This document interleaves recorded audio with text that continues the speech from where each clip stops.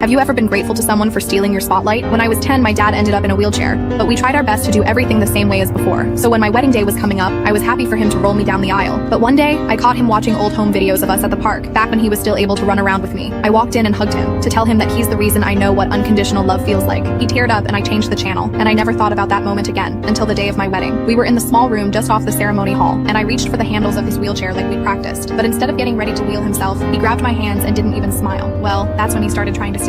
My heart dropped because the aisle was at least 50 feet, and he hadn't walked more than 10 since the accident. The room went silent, and all the eyes shifted from me to him. When he stood up, I looked at him, and that's when he finally smiled and said, "Just trust me." Turns out he'd been in intense physical therapy for over a year, all for my big day. I thought I'd be the one holding him up, but honestly, I think he was holding me. By the time we made it down the aisle, half of the audience were in tears and blowing their noses. He stole the spotlight that day, and we now have this incredible inside joke for the rest of our lives together.